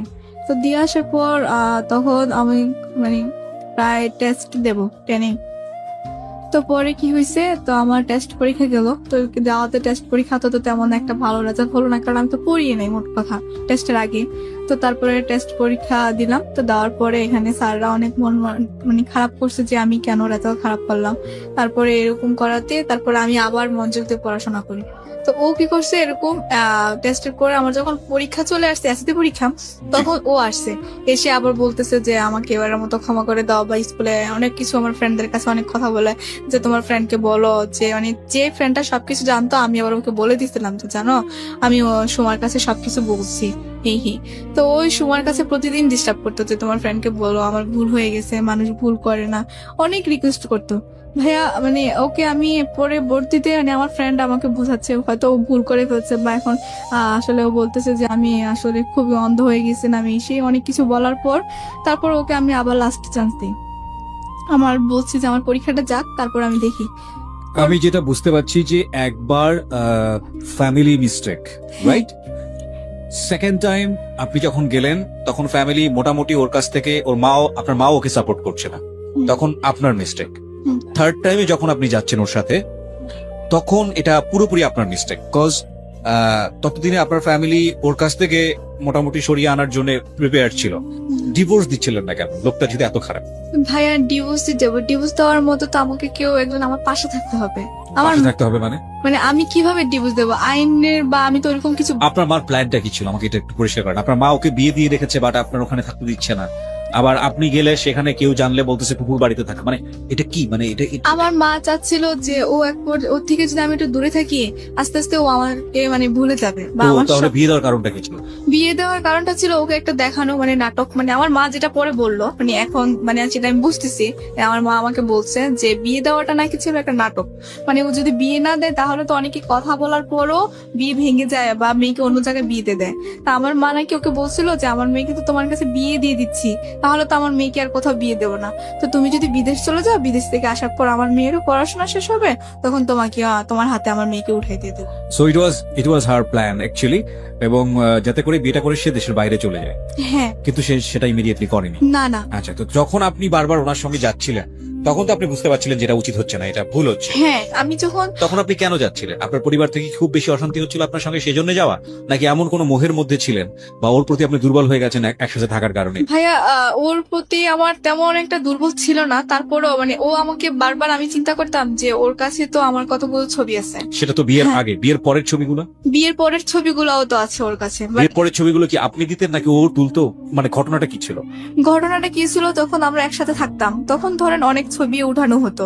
হ্যাঁ হয় আমারও উঠানো হতো বা ও উঠাইতো, একরকম ছবি উঠানো ছিল। ওকে, তো ওইগুলো তো এগুলো আপনারা খুব মিউচুয়ালি করতেন? হ্যাঁ হ্যাঁ, তো আমার তো ফোন ছিল না তখন, ওরই ফোন ছিল, তো ওর ফোনে ধরেন আমাদের দুজনের মধ্যে- এগুলো নোট করবেন আপনারা? হ্যাঁ। হ্যাঁ, তারপর ধরেন ওর ফোনে আমার মানে ছিল আর কি, মানে আর ধরেন আমাদের দুজনের ছবি ছিল, তো ও কি করছে পরবর্তীতে আমাকে বলতো যে মানে আমি যদি ওর সাথে না যেতে চাইতাম তাহলে আমাকে বলতো যে আমি এই ছবিগুলো, তখন তো তোমার মানে জাস্ট অল্প পিক ছিল, এখন তো তোমার আরো একদম ফুল ছবি আছে, এখন তুমি কি করবা, এখন তো তোমার যাওয়ার কোনো পথ নেই। পরবর্তীতে ও এরকম করলে, তো তার জন্য থার্ড টাইম আমি ওকে মানে লাস্ট সুযোগ দিয়েছিলাম আর কি, মানে দেখি ও কি করে। এবার আমি নিজের আমি একটু থামাচ্ছি আপনাকে। প্রথম কথা হচ্ছে যে যেই ছেলেটা কয়েকটা ছবি দিয়ে ব্ল্যাকমেইল করার কারণে আপনি তার ঘর সংসার করতে বাধ্য হচ্ছেন, হুম। ইমোশনালি বাধ্য হচ্ছেন, ফিজিক্যালি মেন্টালি যত রকমের টর্চার আছে সবকিছু করার পরেও আপনি বাধ্য হচ্ছেন, ছি, এবং সেই মানুষটাই আপনি যখন ওর সঙ্গে চলে যাচ্ছেন ইমোশনালি, তখন আপনি ঘরের মধ্যে গেলে বিভিন্ন রকমের ছবি তুলছেন। এইটা একটা পয়েন্ট করার মতো বিষয় প্রিয় শ্রোতা। প্রথম কথা হচ্ছে যে হাজবেন্ড এবং ওয়াইফ একই ঘরের মধ্যে থাকা অবস্থায় কি করছে না করছে সেটা তাদের একেবারেই ব্যক্তিগত বিষয়, কিন্তু যদি প্রেক্ষাপটটা এরকম হয় যে বিয়েই করা হয়েছে ছবি তুলে ব্ল্যাকমেইল করে, এবং বিয়েটাই করা হয়েছে যে এইরকম নুড ছবি দেখিয়ে, যেগুলো কোনো না কোনো ভাবে তার বাবা মায়ের ইজ্জতে বা সামাজিক সম্মানে আঘাত করতে পারে, সেক্ষেত্রে আপনার কি উচিত ছিল না যে পরবর্তীতে যে ছেলেটার সঙ্গে আপনার সংসার আদৌ হবে কি হবে না সেরকম কোনো গ্যারান্টি নাই, যে ছেলেটা আপনার উপর টর্চার করছে, তারপর আপনি ওর কাছে গিয়ে এই ছবিগুলো তুলছেন? আপনার তো সচেতন হওয়া উচিত ছিল। ভাইয়া আমি যখন এই ছবিগুলো মানে আমি যখন ওর সাথে সেকেন্ড টাইম চলে যাই, তখন ও আমাকে বলছিল কি মানে যে আমার তো তোমার সব ছবি ডিলিট করে দিছি, তোমার কোনো ছবি তো আমার কাছে নাই, দেখো আমি আগের থেকে, ওই যে বললাম না যে ও ভালো হওয়ার জন্য মানে ট্রাই করছিল, আমি ওকে বলছিলাম যে ও ড্রিঙ্কস করবে না আর মানে এরকম সবকিছু। প্রথম তো- কথা হচ্ছে ও কিন্তু একটা অ্যাকিউজ দাঁড় করানোর চেষ্টা করছে, বাট এটা ভুল, এটা বড় রকমের ভুল, এবং ভুল থেকে অনেক বড় রকমের অপরাধ। হ্যাঁ, বয়সটাও আপনি চিন্তা করে দেখুন, ক্লাস 8-এ পড়ুয়া একটা বাচ্চা, শিশুর বয়স, এবং ওর বয়স আজকে এই মুহূর্তে 19, রাইট? তখন আপনি চিন্তা করে দেখেন 13-14 বছর বয়স, এবং 13-19 বছরের ছেলেমেয়েরাই তো বলা যেত কিশোর কিশোরী বলা চলে, তারাই অনেক বড় ধরনের ভুল করে, আর সেক্ষেত্রে 13-14 বছর পড়ুয়া একটা কিশোর কিশোরী তাদের ভুল করানো তো আরো স্বাভাবিক, এবং ইমোশনালি ব্ল্যাকমেইল করা। আমি এই কথাগুলো এই কারণে বলছি যে ইদানিং আমাদের ভার্চুয়াল জগতে এই ছবি যেই পরিমাণ আমরা আদান প্রদান করি, বিশেষ করে পার্সোনাল ছবিগুলো, এগুলো অনেক সময় জীবনে অনেক বড় ধরনের বিপদ ডেকে নিয়ে আসতে পারে। কোনো মানুষ যদি এটা নিয়ে আপনাকে ব্ল্যাকমেইল করতে চায় সামাজিক সম্মানের জায়গাটা থেকে, আমরা অহরহ এই ধরনের ঘটনা চোখে পড়ছে আমাদের, এবং এগুলো এক ধরনের ভাইরাল হয়ে গিয়েছে আমাদের এই প্রবলেমগুলা। সরকার যথোপযুক্ত আইন করেছে, নিয়ম করেছে, এবং এটা এক ধরনের বড় রকমের সাইবার ক্রাইম। এটা আইন করার পরে কিছুটা কমেছে, নইলে একেবারে সেলিব্রিটি থেকে শুরু করে বড় বড় সেলিব্রিটি থেকে শুরু করে সাধারণ মানুষ কেউই এই ধরনের মানে ভিকটিম হওয়ার বাইরে না, ঠিক আছে? কিন্তু এটা একটা জীবনকে কতখানি বিপদগামী করে তুলতে পারে এই ভুলগুলো, এই অপরাধগুলো, সেই উদাহরণটা আজকের সিক্রেটস। বলেন। তারপরে ভাইয়া ধরেন হুকুম দিত যে না ছবিগুলো পাবলিশ করে দেবে, হ্যাঁ হ্যাঁ ও তো তখন বলতো। কেন ভয় পাইতেন? তো তখন তো আপনার হাজবেন্ড, ভয় পাওয়ার কি আছে? না, ও তো বলতো যে আমি এই ছবিগুলো পাবলিশ করে দেবো, আর কি বলতো যে মানে যে বিভিন্ন নাম্বার দিয়ে দে না, হ্যাঁ, তো বলতো যে ও আমার ফ্যামিলির নাম্বার দিয়ে দেবে ছবিগুলোর সাথে? হ্যাঁ, ছবিগুলোর সাথে, যে এই নাম্বারে ফোন দিলে ইমো পাবা, বা এই নাম্বারে ফোন করলে সুন্দর মেয়ে পাবা, তোমার নাম দিয়ে দেবো, তোমার Okay. নাম সব পাবা ওকে। বলতেছে। বা ও বলতেছে যে তোমার ভালো ছবিও দিয়ে দেবো। এবং আপনারা দেখবেন যে ইউটিউবে এরকম অসংখ্য ভিডিও পাওয়া যায় যেখানে একটা মেয়ের ছবি দিয়ে এবং নাম্বার দিয়ে এই ধরনের ঘটনা কিন্তু অসংখ্য আসে, এবং এগুলো এক ধরনের সামাজিক ব্যাধি। যেই আইডি থেকে, যেই ধরনের ইয়ে থেকে এটা আপলোড করা হয়, আমার মনে হয় যে তাদের এগেনস্টে সরকারের ব্যবস্থা নেওয়া উচিত। বলেন, এগুলো পাবেন আপনারা ইউটিউবে গেলে খোঁজ করলেই পাবেন, দেখবেন যে বিভিন্ন মেয়েদের ছবি, এবং এটা ঠিক আসলেই ওনার ছবি কিনা, বা এটা টেম্পার করা হয়েছে কিনা, বা ফটোশপে কাজ করা হয়েছে কিনা, এবং ওইভাবে নাম্বার দিয়ে দেওয়া হয় যে ওনার সঙ্গে যোগাযোগ করেন বাড়ি অমুকতলা। এটা শুধুমাত্র রিভেঞ্জ নেবার কারণে, প্রতিশোধ নেবার কারণে, জিঘাংসার কারণে, যে হুমকিটা ও পেয়েছে। পরবর্তীতে তখন মানে আমি ভাবলাম যে ঠিক আছে, ও যখন আমার কাছে মানে কি বলবো ভাইয়া, ওই সময় ও একদিন আমার পায়ে পর্যন্ত এসে ধরছে যে আমাকে এবার লাস্ট চান্স দাও, আমি মানে ভালো হয়ে যাবো। এটা থার্ড টাইমের পরে? থার্ড টাইমে, মানে যখন লাস্ট বার, তৃতীয়। হ্যাঁ, তখন আবার আমি বললাম যে একটা মানুষ আমার পায়ে এসে ধরলো, মানে নিশ্চয়ই সে হয়তো তখন ভুল করেছে, মানুষ মাত্র তো ভুল করে, আর ও এখন নিশ্চয়ই ভালো হয়ে যাবে, ওকে আমি এটা লাস্টে চান্স দিই। কিন্তু এইবার ভাইয়া মানে আমার মামার আমার প্রতি এত খুব হয়েছিল যে মানে আমি 2-1 দিন পর পর না বলে মার কাছে চলে যাই, বা এটা কি হয়তো মামারা বুঝতে পারে নাই, অবশ্যই বুঝতে পারছে, আর মামি তো আছেই ধরেন বাসায়, তো ওরা তো একটু বলবেই। তো পরবর্তীতে মামারা এটা মানে বোঝার বাকি নেই, তারপর মানে কিছু বলে নাই কি তখন আমাকে। তো আমি যখন চলে যাই তখন গিয়ে দেখি মানে সে আগের মতোই, মানে 1-2 দিন ভালো থাকে, তারপর আবার সেই হয়ে যায়। তো তখন আমি ওকে বললাম যে মানে আমার এরকম মানে আমার কি অপরাধ যে আমাকে 2 দিন পর পর এইভাবে আনার পর। তখন ও আমাকে ডাইরেক্ট বলে যে তোর মাকে বল আমাকে বিদেশ পাঠাইতে, আর না হলে তুই এখান থেকে মানে আর জীবিত ফিরে যেতে পারবি না। ওকে, মানে এবার হলো অর্থের দিকে হাত বাড়িয়েছে। জি, এবার ও ডাইরেক্ট বলে ফেলছে। পরে আমি বলছি যে এটা কোন ধরনের কথা, যে আমার মা তোমাকে বিদেশ পাঠাবে, এটা কি কোনো কাগজে কলমে লেখা ছিল না, মানে কোথাও ইয়ে করা চুক্তিবদ্ধ ছিল? পরে ও বলতেছে যে না, তোরকে বিয়ে করাতে আমার কি পাইছি আমি? আমি বলতেছি আমার মা তো তোমাকে তোমার গলায় ঝুলাই দেয় না, আমাকে তুমি নিজে ইচ্ছাকৃত ভাবে আমাকে বিয়ে করতে চাইছো। মানে তখন ওর সাথে আমি এক পর্যায়ে তর্ক করতে শুরু করি। পরে তখন তো একটু বুঝি, যেহেতু এসএসসি পরীক্ষা দিছি। পরে ওকে আমি বলতেছি যে আমার মা তো তোমার ইচ্ছে করে গলা ঝুলাই দেয় মানে না। বিয়ের প্রায় 2 বছর হয়ে গেছে তখন। হ্যাঁ এই অন এন্ড অফ, কখনো থাকছেন, কখনো চলে আসছেন ওখান থেকে। হ্যাঁ, ফার্স্ট টাইম বুঝালেন আপনি কুকুর বাসায় আছেন, সেকেন্ড টাইম আপনি কি বুঝালেন? সেকেন্ড টাইম বুঝলাম মার কাছে চলে গেছে। Third time? থার্ড টাইম তখন তো ধরেন আমি যখন বাসায়, আর মামাদের বাসায় যাওয়া হয়নি, কারণ আমার তো তখন পরীক্ষা। আপনি কোথায় চলে গেছেন? তখন একদম মানে ওর থেকে চলে আসার পর সেপারেট হয়ে আমি ঢাকায় চলে আসি, এখানে ইন্টারভিউ। ওকে, আমরা স্টেপ বাই স্টেপ যাই। হ্যাঁ। তারপরে পরবর্তীতে কি করছে মানে ওর সাথে তখন আমার মানে কি তুমুল ঝগড়া হয়। ঝগড়া হওয়ার পর ও আমাকে অনেক মারে, মানে মারার মানে এমন মারে মানে আমি আবার ওই যে আমার মা আর মামারা যেরকম মারছিল সিম্পল হয়ে গেছে ওরকম হয়ে যায়। পরবর্তীতে তখন ওর ফ্রেন্ডের বাসায় ছিলাম। তো পরে ওর ফ্রেন্ড কি করছে আমাকে হসপিটালে নিয়ে ভর্তি করানোর পর মানে আমি ওইখানে হসপিটাল থেকে পরে আমি আমার মানে ঢাকায় যে আন্টি, ওই আন্টিকে ফোন দিই যে আন্টি এরকম এরকম আমি তো হসপিটালে, আমাকে এসে নিয়ে যান। বলতেছে তোর কি হয়েছে? বলতেছি আমি পরে বলবো যে আমার কি হয়েছে, আমাকে এসে নিয়ে যান। পরে উনি নিয়ে গেছে, নিয়ে যাওয়ার পর আমি বলছি যে এরকম এরকম আসলে আমি তো মানে আমার ফ্রেন্ডের বাসায় গেছিলাম, মানে আন্টিকেও আমি সত্যি কথাটা বলি নাই, কারণ আমার মনে একটাই মানে আমি বুঝি নাই যে আমার মা কি তখন রাগ করে বলছিল না কিসের কারণে বলছে। মানে আমার মা আর কি, আমি যদি ওর কথা বলতে চাইতাম তাহলে আমার মা অনেক বকতো। তো বাট এখন তো আমি আমার মাকে আর বলতেও পারবো না, কারণ আমার মা তো একবার নিষেধ করছে যে ওর কাছে আর যাবা না। এখন আমি গেছি, আবার ও আমার মাকে ফোন করে অনেক হুমকি দিছে যে টাকা পয়সা না দিলে আপনার মেয়েকে মেয়ে করবো সেই করবো।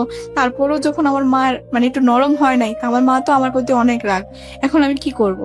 পরে আন্টির হাতে পায়ে ধরলাম, অনেক কিছু করলাম যে আমি তো এরকম এরকম আমার ফ্রেন্ডের বাসায় মানে আম্মুর সাথে রাগ করে চলে আসছি, এখন কি করবো না। আমি জানি যে আমার মায়ের কথাটা বলবে না আন্টিকেও। পরে বলাতে তারপর বলছে যে ঠিক আছে, তোর তুই এসএসসি পরীক্ষা দিছিস, এখন ঢাকা এখানে ভর্তি হয়ে যা, আর তোর মাকে আমি ম্যানেজ করবো, কোনো সমস্যা নেই। পরবর্তীতে ঢাকায় ভর্তি হয়ে গেলাম। আর ও ঢাকায় ভর্তি হয়ে গেলেন, চাইলেন ভর্তি হয়ে গেলেন, না এসএসসি পরীক্ষার রেজাল্ট দিছে, তখন তারপর? রেজাল্ট দেওয়ার পর আমি তখন 4.28 পাইছি। ওকে, মানে তখন তো পরীক্ষার রেজাল্ট খারাপ হয়েছিল, তো পরীক্ষা খারাপ হওয়াতে, কারণ আমি পড়িয়ে নাই মোট কথা, কি পড়বো ভালোভাবে।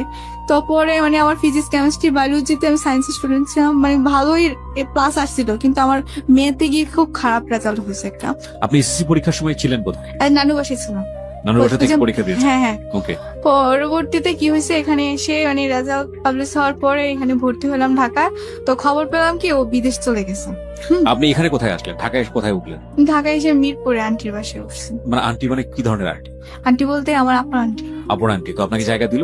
হ্যাঁ দিছে, মানে আমি ওনাকে বলছিলাম যে আমি একটা ফ্রেন্ডের মানে ভুল করে আম্মুর সাথে রাগ করে ফ্রেন্ডের বাসায় চলে আসছি। পরে খালামণি হঠাৎ করে মানে আমি খুব অসুস্থ হয়ে পড়ছি, আমার ফ্রেন্ড আমাকে এখানে ভর্তি করাইছে। তো ভর্তি করানোর পর তো এখন আন্টি মানে আম্মু আর ফোন করে আবার বলছে, কারণ আম্মু তো সত্যি কথাটা এখন বলতে পারবে না, কারণ মানে আপনার আম্মু সামহাও আপনার আন্টি কনভিন্স করেছে এই জি বিষয়টা? জি জি। ওকে, পরবর্তীতে করাতে তারপরে কি করছে, এখন আমি ঢাকায় পরে পড়াশোনা করতেছি। পরবর্তীতে শুনতে পারলাম যে মানে ওনাকে আমার মাকে প্রচন্ড চাপ দিচ্ছে, মানে টাকা পয়সা দেওয়ার জন্য। আপনি প্রথম দিকে যেটা বলছিলেন যে আপনার মার সঙ্গে আপনার বাবার সম্পর্ক খারাপ ছিল, হ্যাঁ আপনি সিদ্ধান্ত নিয়ে আপনার মার এগেনস্টে গিয়ে আপনি বারবার আপনার মায়ের বিয়ে দেওয়া যে হাজবেন্ড হ্যাঁ। তার কাছে গেছেন। মানে ছেলেটার নাম কি ছিল? ছেলেটার নাম মানিক ছিল। মানিকের কাছে আপনি বারবার গেছেন। তো এই গল্পের মাঝখানে আমি কোথাও পেলাম না যে আপনার সমস্যা নিয়ে আপনি নিজে আপনার বাবার কাছে গেছেন। ভাইয়া আমি তো আমার বাবার কাছে যেতে পারি না, কারণ আমার মা আমাকে সম্পূর্ণ নিষেধ করে দিয়েছে। সো আপনার মা তো আপনার ওই ছেলেটার কাছেও যেতে নিষেধ করেছে, তো আপনি সেখানে মান নিষেধ অমান্য করে বারবার গেছেন। কিন্তু ভাই তো বাবার এটাই কাছে আমার জীবনে সবচেয়ে বড় ভুল ছিল। এখন বুঝতেছি যে আমি আমার বাবার কাছে যদি হয়তো যতই বাধা বিপত্তিক্রম করে আমি যেতাম, আমার মনে হয় যে আমি কোনো না কোনো একটা সলিউশন পেতাম বা কোনো সাহায্য পেতাম। তারপরে ভাইয়া মানে আমি তো ধরেন এখন ঢাকায় আছি, ঢাকাতে? মানে আন্টি মাস- ম্যানেজ করলো। পরে আমি শুনলাম যে আমার মাকে নাকি ফোন করে অনেক হুমকি ধমকি দিচ্ছে যে কিছু টাকা দেওয়ার জন্য বিদেশ যাবে। তো পরে আমার মা কি করলো, যে পরে বললো কি, আমি বললাম যে মা আমি তো তোমার সন্তান, আমি তো তোমার কাছ থেকে কিছু কোনোদিনও চাই নাই। তো তুমি যদি এখন মানে আমি একটা জিনিসে চাইবো তোমার কাছে যে তুমি ওকে কিছু টাকা দিয়ে বিদেশ পাঠিয়ে দাও, কারণ এই অশান্তি আমারও ভালো লাগতেছে না, ও দেশে থেকে এরকম টর্চার করবে, আমি একটা শান্তি পরিবেশে ঢাকায় থাকি। পরে আমার মা ওকে মানে 1 লক্ষ 1.5 লক্ষ টাকার মতো ওকে দেয়। হ্যাঁ, দেওয়ার পর ও বিদেশের কাগজপত্র করে দেশের বাইরে চলে যায়। পরে চলে যাওয়ার পর ওর সাথে আমার আর কোনো যোগাযোগ হয় না। মানে ওর এরকম করে ওর বোনের মাধ্যমে আমার খবর নিত যতদিন পর্যন্ত ওর বোনের বিয়ে না হয় আর কি। ওর বিয়ে হয়ে যাওয়ার পর ওর বোনের ওর আমার সাথে কোনো যোগাযোগ নেই, আমার ওর সাথে কোনো যোগাযোগ নেই। ওকে, তো পরবর্তীতে আমি যখন কলেজে পড়তেছি, পড়ার পরে তখন আমি একটা ফোন নিই। ফোন নেওয়ার পরে তখন সবার হাতে ফোন আছে, এখন তো কলেজে সবারই ফোন থাকে। তো আমিও একটা ফোন কিনি। কিনার পর এখন ফেসবুক আইডি একটা মানে আমার এক ফ্রেন্ড খুলে দেয়। পরে ও বলতেছে, তা আমার এক ফ্রেন্ড ছিল সোহেল, তো ও বলছিল কি আমার নাম সোহেল রানা দিয়ে আছে, তুমি ওইটাতে দিলে আমাকে পাবা। তো ওকে আমি ফ্রেন্ড রিকোয়েস্ট পাঠাইতে গিয়ে ওর নিচে একটা ছেলে ছিল মানে সোহেল আরিফ চৌধুরী, আমি ওকে ফ্রেন্ড রিকোয়েস্ট পাঠাই দিই। পাঠাই দেওয়ার পর মানে একজনকে পাঠাইতে গিয়ে মিস্টেক আরেকজন হয়ে গেছে। তো পরবর্তীতে ও কি করছে, আমার ফ্রেন্ড রিকোয়েস্ট এক্সপেক্ট করছে। করার পর এখন দেখি কি মানে ও আমাকে হাই পাঠায়। তো পরে আমি বললাম যেটা কি, পরে 2-3 বার হাই পাঠাতে আমি হ্যালো লিখি। ছেলেটার নাম কি ছিল? ছেলেটার রিয়েল নাম হচ্ছে আরিফুল ইসলাম চৌধুরী সোহেল। আরিফুল ইসলাম চৌধুরী সোহেল, হ্যাঁ হ্যাঁ। এটি ছিল রিয়েল নাম। ওকে, হ্যাঁ। তো পরে ওর সাথে এরকম হাই হ্যালো চ্যাটিং করতে করতে এক পর্যায়ে ও আমাকে বলে যে আপনার ফোন নাম্বারটা কি একটু দেওয়া যাবে। তো আমি বলতেছি যে আপনাকে আমি চিনি না জানি না, ফোন নাম্বার কেন দেবো। তো পরে বলতেছে যে আপনার সাথে একটু কথা বলবো। তো কি হয়েছে ভাইয়া, তো পরে ও আমার ফোন নাম্বারটা নেওয়ার পরে ওই দিন রাতেও আমাকে ফোন দেয়। তো এরকম অনেকক্ষণ রাতে কথাবার্তা হইতো। তো হওয়ার পরে ওকে আমি জিজ্ঞেস করলাম যে আপনাদের দেশের বাড়ি কোথায়। পরে ও বললো যে চিটাগাং রাজধানী। তো পরে ওর পিক দেখেও মোটামুটি মানে ভালোই দেখলাম। তো ওইখান থেকে কথাবার্তা হয়, তো ভালোই। তো পরবর্তীতে তারপর ও বললো যে, আমি বললাম যে দেশের বাড়ি কোথায়। তো পরে বললো যে চিটাগাং রাজধানী। তো ওর বাবা ছিল আবার এখানকার মেয়র, তো মানে সাবেক মেয়র আর কি। তো উনি মারা গেছে। তো পরে ও কি করছে ওইখান থেকে মানে ওর সাথে আমার কথাবার্তা এক পর্যায়ে দেখা হওয়ার পরে ও মানে আমাকে বলতেছে যে তোমার ফ্যামিলি মেম্বার কি আছে বা তাদের সাথে কি আমি একটু কথা বলতে পারি। তারপরে বললাম যে আমার ফ্যামিলি মেম্বার তো তেমন মানে ক্লোজলি কেউ নেই, তো আমার নানু আছে আর আমার আন্টি আছে। সেই সময় আপনার হাজবেন্ড হ্যাঁ। সে কি দেশের বাইরে? সে দেশের বাইরে, তার সাথে আমার কোনো যোগাযোগ বা কোনো কোথায় কিছু- চলে গেছে? মানে আপনার হাজবেন্ড দেশের বাইরে যাওয়ার কতদিন পরে? এটা যাওয়ার প্রায় আমার ফার্স্ট ইয়ার শেষ, মানে 1 বছরের মতোই কাছাকাছি হয়ে যাবে। তো ওই সময়টাতে হাজবেন্ডের সঙ্গে আপনার কোনো যোগাযোগ কোনো নাই? যোগাযোগ নেই, কোনো ইয়ে নেই। কেন যোগাযোগ নাই? ও বলছে যে ও আমার মাকে শর্ত দিছিল যে ও যদি দেশের বাইরে চলে যেতে পারে ওকে টাকা দিলে ও আমার সাথে আর কোনোদিনও যোগাযোগ রাখবে না। যোগাযোগ রাখবে না বলতে কি এটা কি ফর্মালি কাগজে কলমে শেষ হবে নাকি এমনিতে যোগাযোগ অফ করে দিবে? মানে ও বলছে যে মানে কাগজে কলমে শেষ করে দেবে, কিন্তু এটা ও করে নাই। ও কি বলেছিল? মানে ও কাগজে বলেছিল যে মানে কাগজে কলমে হবে। কাগজে কলমেই হবে, মানে হ্যাঁ। ডিভোর্স দিয়ে দিবে। জি এটাও আপনার ফ্যামিলির শর্ত ছিল। জি। আজকে আপনি যে বিষয়টা বলছেন এটা কি আপনার বাবা জানে যে ওর সঙ্গে আপনার বিয়ে হয়েছিল? না, আমার বাবা জানে স্টিল আপনার বাবা জানে না? না। এখন পর্যন্ত জানে না? না। যদি জানে তাহলে আজকের অনুষ্ঠানের মধ্য দিয়ে জানবে, রাইট? জি। ওকে, বলেন তারপর। তারপর হচ্ছে যে মানে ওর 1 বছর পর হ্যাঁ, 1 বছর পর ওর সাথে আমার আস্তে আস্তে হাই হ্যালো শুরু হয়। তো তো হাই এরকম- হ্যালো শুরু হয়। এই 1 বছরের মধ্যে আপনি আপনার মাকে বলেছিলেন যে ওর সঙ্গে যোগাযোগ করে ডিভোর্স পেপারটা নিয়ে আসতে? আমি আমার মাকে একবার জিজ্ঞেস করেছিলাম যে মা আমাদের তো কোনো ডিভোর্স হয়নি, তো এখানে তো ধরো যে ও যে কোনো মুহূর্তে এসে দাবি করতে পারে যে ও আমার ওয়াইফ। তখন আমার মা আবার একটা কাজ করছে কি ভাইয়া, মানে আমার যে এসএসসি সার্টিফিকেট আছে না ওইখানে আমার বয়সটাকে একটু চেঞ্জ করে দিছে। হুম। মানে আমার জন্ম সালটাকে চেঞ্জ করে দিছে। চেঞ্জ করেছে কেন? চেঞ্জ করে দিছে হচ্ছে আমার মানে 1 বছর সামনে দিয়ে দিছে।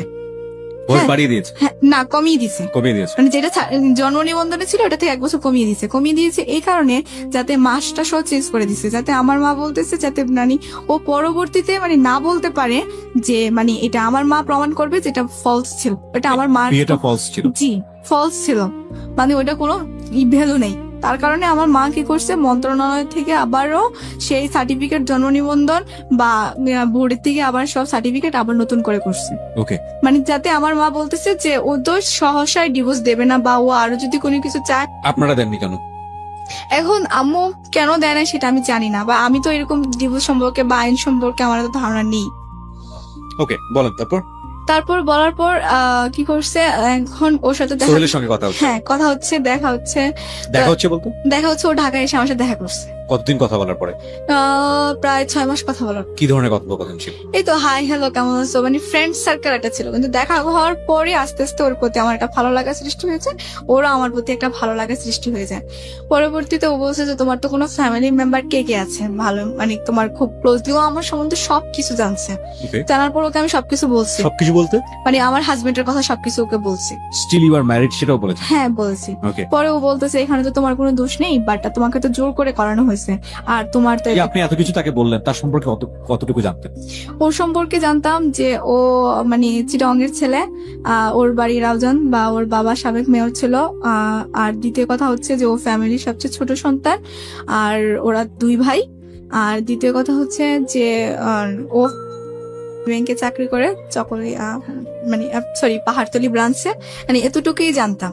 আর চিটাগংয়ে ওদের বাসা ছিল, মানে ওদের বাসার কাছে। ওকে, ফাইন। এই 6 মাস কথোপকথনে আপনাদের সম্পর্কটা কি ফ্রেন্ডশিপ পর্যায়ে ছিল? সে অবস্থায় দেখা করতে যাচ্ছেন নাকি সম্পর্কটা অন্যদিকে চলে না, গেছে? পরবর্তীতে ধরেন মানে ও যখন মানে প্রথমে যখন ওর সাথে আমি কথা বলতাম তখন মানে ফ্রেন্ডলি হিসাবে কথা বলতাম, মানে কোনো ভালো লাগা বা ওরকম কিছু ছিল না। আমি ভাবতাম যে মনে হয় যদি ওর সাথে মানে কথা বললে যদি আবার ওই ছেলেটার মতো কোনো কিছু করে, তো পরে ওকে আমি সবকিছু মানে ওর সাথে যখন দেখা করি, আমি ও দেখা এসেছিল দেখা করতে, তো পরে দেখা করার কথা বলাতে তখন ও আসতে আমাকে দেখার পর মানে ওর ভালো লাগে, তো পরে আমারও ওকে একটু হালকা হালকা ভালো লাগতো। তো তারপরে আমি ওকে সবকিছু শেয়ার করি যে আমার লাইফে এই ঘটনা ঘটছে, আমি মেরিড, বাট এই তখন ও বলতেছে যে তো তোমার কোনো দোষ নেই, তুমি তো নির্দোষ, কারণ এটা তোমার মা তোমাকে বিয়ে দিছে, বা ও আমাকে এরকম ভাবে বোঝায়। তো পরে বলছে যে মানুষ তো কতই ভুল করে, তুমি নয়তো মানে একবার ভুল করে চলে গেছো আর কি, ওইটা কিছু না, ওটা কোনো ব্যাপার না, আর ওগুলো আমি ম্যানেজ করে নিতে পারবো আমার ফ্যামিলিতে, ওগুলো তুমি না বললেই চলবে, আমার ফ্যামিলি তো দেখবে, ওইটা বলছে। পরে বলছে যে তোমার ফ্যামিলি মেম্বার কে আছে ক্লোজ, আমি তার সাথে কথা বলবো। তো পরে আমার নানুর সাথে মানে ও কথা বলে, বা আমার আন্টির সাথেও কথা বলে, ভালোই আমার ফ্যামিলি। তখন কথা বলাতে ও মানে ওকে আমি ও নিয়ে কথা বলতেছে, এরকম আমাদের মানে ভালোবাসাও আস্তে আস্তে মানে চলছে। পরবর্তীতে ধরেন মানে ও আমাকে মানে বলতো আর কি যে তোমার কিছু পিক দাও, তো তখন আমি ওকে আমার পিক দিতাম, তো ও আমার পিক দিত। তো এক পর্যায়ে এটা মানে ও বলতেছে এরকম পিক হবে না, অন্য ধরনের পিক দাও। তখন আমি বলতেছি অন্য ধরনের পিক কি? পরে বলতেছে যে বুঝো না এখনকার রোমান্টিকতা, মানে এখনকার যুগের ডিজিটাল মেয়ে, তুমি কি বুঝো না এগুলা, ওই পিক দাও। আমি বলতেছি ওইসব কিরকম পিক বলো? পরে বলতেছে যে আমি বলতেছি আমি কি বলো এগুলা বলাতে ও বলতেছে, আমি বলতেছি না আমি ওরকম পিক দিতে পারবো না। তখন সম্পর্কটা কি ভালোবাসার সম্পর্ক? হ্যাঁ ভালোবাসার সম্পর্ক। পরবর্তীতে ও বলাতে হ্যাঁ ওকে আমি দিছি। তারপরে বলাতে ও এক পর্যায়ে ও আমার সাথে মানে বলতো আর কি যে আজকে দাও না প্লিজ, এরকম এরকম অনেক রিকোয়েস্ট করতো। তো আপনি ছবিগুলো দিতেন, হ্যাঁ র্যান্ডমই দিতেন। যেই ঘটনা আপনার লাইফে এত বড় একটা বিপদ ডেকে নিয়ে আসতো এবং এটা ছবি কেন্দ্রিক, যেটাতে আপনার কোনো হাত ছিল না, এটা তো বুঝেছিলেন ততদিনে যে এই একটা ছবি দিয়ে, এই ধরনের ছবি দিয়ে সামাজিকতা ক্ষুণ্ণ করার অজুহাতে একটা মেয়ের ফিউচার ধ্বংস করে দেওয়া যায়। জি। শুধু একটা মেয়ে না, যে কোনো একটা মানুষকে সামাজিক ভাবে অনেক বড় রকম ভাবে হেয় করা যায়। তারপরেও এইরকম একটা জিনিস জেনে শুনেও আপনি কেন এই ধরনের ছবি ওকে দিলেন? ভাইয়া তখন আমি ভাবতাম যে হয়তো ওই ছেলেটা আমার সাথে ফলস করছে, আর ওর কথাবার্তা শুনে আমার মনে হতো যে ওকে আমি ভালোবাসি, ও আমাকে বিয়ে করবে, ও আমাকে ঠকাবে না। এক্স্যাক্টলি, এই জায়গাটাই আমরা সবসময় ভুলটা করি, যে ভুলটা কিন্তু ওর জীবনেও ছিল। যে ছেলেটা গায়ে হাত তুলছে, যে ছেলেটার সঙ্গে এত বড় সম্পর্ক, এত বাজে সম্পর্ক, সেই ছেলেটার কাছে ও আবার ফিরে যাচ্ছে বিকজ অফ ইমোশন, এবং একই ইমোশনের কারণে পরবর্তী আরেকটা সম্পর্কে জড়িয়ে সে একই ভুলটা করছে। এবং এই ভুলগুলো একটু একটু করে এটা একটা ভয়াবহ অপরাধ। একটা কথাই আছে, একবার ভুল ভুল, দুইবার ভুল ভুল, কিন্তু তিনবারের ভুল কিন্তু কোনো ভুল না, সেটা অপরাধ। এবং ওর জীবনে এটা 4বার 5বারের জায়গায় পৌঁছে গেছে, সেটা অপরাধ না, মহা অপরাধ। বলেন। তারপরে মানে এরকম ছবি আদান প্রদান করা হতো। হওয়ার পরে তো ও আমাদের বাসায় একবার আসলে তখন মানে আমার নানু ওকে বলতেছে যে দেখো সোহেল, সম্পর্ক তো অনেকদিন হলো, এবার বিয়ে শাদীর কথা কিছু ভাবো। ওর নানা তো খুব অসুস্থ, বাট বলতেছে ওকে একটা বিয়ে দিয়ে নাত জামাই দেখে তারপরে মানে মরলেও না শান্তি লাগবে। পরে ও বলতেছে এখন মানে কেমন যেন একটা হয়ে গেছিল। তো হয়ে যাওয়ার পর আমি বলতেছি কি ব্যাপার, তোমার ভিতরে কোনো টেনশন কাজ করতেছে? তো পরে বলতেছে যে না টেনশন না, তারপরে কোনো সমস্যা নেই, মানে ও একটু কথাটা ঘুরাই ফেলছে। পরে ও যখন চিটংয়ে গেছে তাই বললাম কি ব্যাপার, তোমার মায়ের সাথে তো আমাকে কথা বলালো না, বা আমি তো জানি না, বা কিছু একটা বলো। তো পরে ও কি করছে ভাইয়া, মানে ও আস্তে আস্তে আমার থেকে দূরে সরে যাচ্ছে। তো আমার এই পাশের বাসায় আমার একটা ফ্রেন্ড থাকতো, ও কি করছে ওর আইডিটা মানে আমার ছবিতে লাইক দেওয়া ছিল, তো পরে কি করছে ও আমার ওই লাইক থেকে ওর আইডিটা নিছে, নেওয়াতে তারপর ওর সাথে ফ্রেন্ডশিপ করাতে যেই ছেলে মানে কি বলতাম যারা আমি এত ভালোবাসলাম, সে ঢাকায় ওর সাথে দেখা করতে এসে একসাথে এমনও কিছু ক্লোজ ছবি আমাকে দিছে, মানে যেগুলো দেখার পর আমার নিজেকে আমি আর কোনো কন্ট্রোলই করতে পারতেছি না। বিষয়টা কি হয়েছে আমাকে আরেকবার একটু বলেন, I am not clear actually. মানে আমার ফ্রেন্ডের পাশের বাসার আমার যে ফ্রেন্ড ছিল, ওর আইডিটা ও আমার ফেসবুক থেকে নিছে, নেওয়ার পর ওর আইডি, কার আইডি কে নিয়েছে? সোহেল আমার ফ্রেন্ডের আইডি নিয়েছে। আচ্ছা, ফেসবুক থেকে নিয়েছেন, এরপর নেওয়ার পর ওর সাথে সম্পর্ক করছে, আবার করার পর সেটা আমি জানতাম না তখন। সম্পর্ক মানে কি, আপনার ফ্রেন্ডশিপ? না, ভালোবাসার সম্পর্ক করে ফেলছে।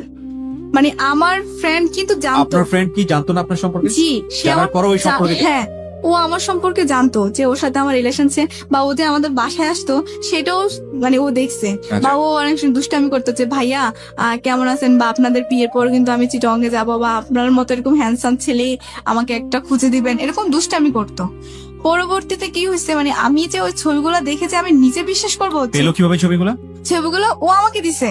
আপনার ফ্রেন্ড আপনাকে দিয়েছে? হ্যাঁ, ফ্রেন্ড আপনাকে দিয়েছে, এবং ফ্রেন্ড পেয়েছে কোথা থেকে? ফ্রেন্ডের সাথে একসাথে ওরা দুজন। সোহেল দিয়েছে আপনার ফ্রেন্ডকে? না না, হুম? মানে আমার ফ্রেন্ডের সাথে সোহেল ক্লোজলি ভাবে ছবি Okay, উঠাইছে। আপনার ফ্রেন্ডের সঙ্গে সোহেল ক্লোজলি কিছু ছবি তুলেছে, সেটা আপনার ফ্রেন্ড আপনাকে দিয়েছে। জি, কেন দিয়েছে? মানে আমাকে দেখানোর জন্য, মানে ও বলতেছে যে সোহেল আমার, সোহেল আর তোমার নাই, তুমি এখন সোহেলকে ভুলে যাও। এটা কবে ঘটেছে? এটা ঘটেছে সম্পর্ক কতদিন পরে? সম্পর্ক প্রায় 1.5 বছর পরে, মানে আমার সামনে ইন্টারমিডিয়েট পরীক্ষা ছিল তখন। আচ্ছা, তো এই যে ঘটনাটা আপনার সামনে ঘটলো, এটা কি হঠাৎ করে ঘটে গেছে নাকি আপনি কোনো চেঞ্জ টের পাচ্ছিলেন? হ্যাঁ, চেঞ্জ পাচ্ছিলাম। টের পাচ্ছিলেন। সেটা হচ্ছে যে সে আমাকে ফোন করলে তেমন আগের মতো কথা বলতো না, মানে একটা অ্যাভয়েড করে চলতো। মানে ওর জায়গা থেকে কি ছিল, সম্পর্কটা ভেঙে ফেলবে এরকম কোনো ব্যাপার স্যাপার ছিল? হ্যাঁ, ওর সম্পর্ক ছিল যে ওরা তো চিটংয়ের ছেলে, ওদের একটা নিয়ম হচ্ছে যে মানে চিটাগংয়ের মেয়েকে বিয়ে করতে হবে, হ্যাঁ কিছু, মেয়েকে বিয়ে করতে হবে, এবং মানে আর এখানকার মানে অন্য জেলার মেয়েরা ওরা অ্যাভয়েড করে না। ওকে। তো আর এই জন্য আর ও হচ্ছে যে ও চাচ্ছে যে ওর মা যেটা বলে ও সেটাই করবে। হ্যাঁ, তো আমি বলছি যে তোমার মায়ের সাথে তো আমি একবার এই কথাটাও বলছিলাম যে আমি কথা বলি আন্টির সাথে, যদি আন্টির আমার ভালো না লাগে তাহলে আর কোনো দরকার নেই। তো পরে ও বলছে যে না, প্রথমে আমাকে বুঝাইতো যে আমার মার ভালো লাগবে এসে। তো পরবর্তীতে ও আমাকে মানে এত ভাবে হার্ট করছে, ছবিগুলো তো দিছে। আবার ও আমাকে বলছে কি যে তুমি তোমার আগের হাজবেন্ড আছে বা ওর সাথে তুমি চলে যেতে পারছো, এরকম করতে পারছো, তুমি যে আমার বিয়ের পর আরেকটা ছেলে মানে তোমার হাজবেন্ডকে রেখে তুমি আমার সাথে রিলেশন করছো, এখন যে তুমি আরেকটা ছেলের সাথে চলে যেতে পারবে না তার তো কোনো গ্যারান্টি নেই, তাহলে আমি কি করে তোমাকে বিলিভ করবো? এটা আপনাকে সে বলবো। হ্যাঁ। ফাইন, তারপর তারপরে ভাইয়া ওই দিন মানে আমি কি যে বলবো, মানে আমার এত পরিমাণ কান্না লাগছিল, মানে আমার মায়ের যে কষ্টটা ওইটাও মনে হয় যে ওর থেকে আরো দ্বিগুণ কষ্ট আমার বেশি লাগছিল। আপনি যখন ইন্টারমিডিয়েটে পড়ছেন ওই সময়কার ঘটনা এটা, জি আপনি যথেষ্ট ম্যাচিউর। আপনি একটা ছেলের সঙ্গে বিয়ের সম্পর্কে জড়ানোর কথা চিন্তা করছেন, এবং আপনার এক্সিস্টিং লাইফে হাজবেন্ড থাকার পরেও আমি বুঝতে পারছি যে তাকে আপনি মন থেকে কখনো হাজবেন্ড মনে করেন। এটা একটা মাঝে মাঝে যে কয়েকদিন গিয়েছেন সেটা ইমোশনাল ব্যাপার ছিল, কিন্তু এটা তো অবশ্যই লিগেলি একটা সম্পর্ক ছিল।